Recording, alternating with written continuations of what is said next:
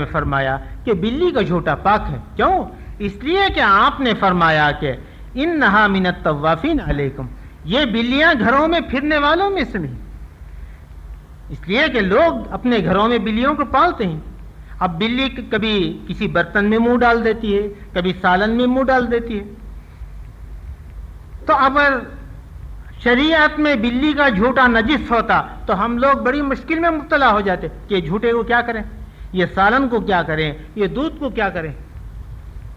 تو اس لیے نبی کریم صلی اللہ علیہ وسلم نے رخصت دے دی کہ بلی کا جھوٹا پاک ہے. تو اب صحابہ کرام نے یہ دیکھا کہ بلی کو لوگ چونکہ گھروں میں پالتے ہیں، اب اس سے گھر کے چیزوں کو بچا کر رکھنا مشکل ہے، برتنوں کو حفاظت کرنا، اپنے چیزوں کو حفاظت کرنا مشکل ہے. اس لیے نبی کریم صلی اللہ علیہ وسلم نے رخصت دے دی. اب غور کیا کہ گھر میں شوہر کا بھائی بھی رہتا ہے، دیور، تو کیا یہاں بھی کچھ رخصت ہے؟ تو اس لیے نبی کریم صلی اللہ علیہ وسلم سے جا کر مسئلہ دریافت کیا کہ یا رسول اللہ، آپ دیور کے بارے میں کیا کہتے ہیں، حکم کرتے ہیں؟ ایک عورت کو اس کے دیور کے ساتھ یا اس کے جیٹ کے سامنے گوشے پردے کے بارے میں بھی کچھ رخصت ہے یا نہیں؟ تو نبی کریم صلی اللہ علیہ وسلم نے کیا جواب دیا؟ غور سے سنیے. آپ نے فرمایا کہ دیور موت ہے، موت. ہمارے حضرت محی السنہ مولانا شاہ ابراء الحق صاحب دامت برکاتہم اس کو ایک مثال کے ذریعے اس طرح حضرت سمجھاتے ہیں کہ دیکھو، ہماری اردو زبان میں کسی آدمی کی تعریف کرنا ہو تو تعریف کے دو طریقے ہوتے ہیں.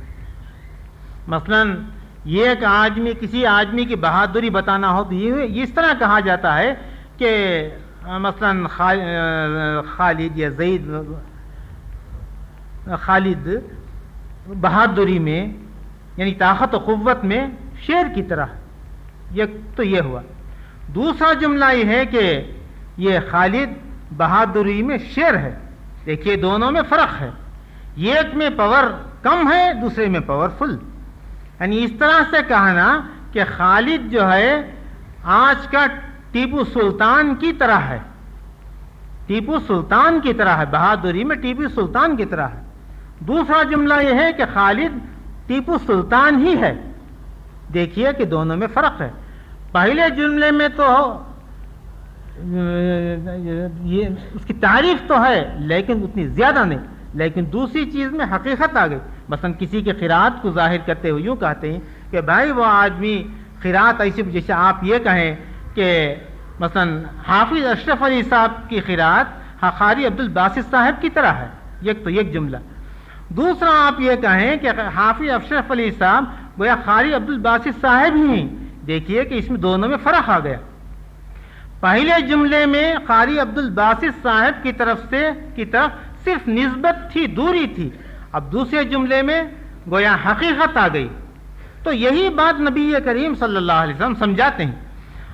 آپ نے یہ نہیں فرمایا کہ شوہر کا بھائی موت کی طرح ہے، شوہر کا بھائی موت کے مانند، یہ نہیں فرمایا، بلکہ یہ فرمایا کہ شوہر کا بھائی موت ہی ہے.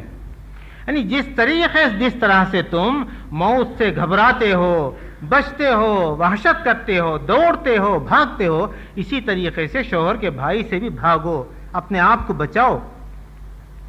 دیکھیے نبی کریم صلی اللہ علیہ وسلم اتنی سخت بات اس لیے فرما رہے ہیں.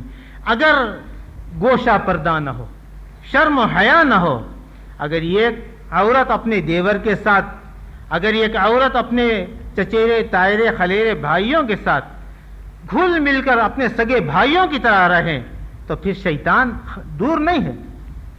شیطان بدکاری کو پھیلانے کے لیے دور نہیں. اسی لیے حضور صلی اللہ علیہ وسلم نے فرمایا کہ جس طریقے سے غیر لوگوں سے بھاگتے ہو، پردہ کرتے ہو، اسی طریقے سے کرو، بلکہ اس سے بھی بڑھ کر کرو. کیوں؟ دیکھیے اگر کسی گھر میں کوئی غیر مرد بانا آتا ہے، غیر مرد آتا ہے، تو ہر آدمی شک کی نگاہوں سے دیکھے گا یہ آدمی اس گھر کو کیوں آتا ہے. وقت بے وقت کبھی مرد رہتے ہیں کبھی نہیں رہتے ہیں، یہ آدمی وہ گھر کو کیوں جاتا ہے، ہر آدمی شک کی نگاہ سے دیکھتا ہے.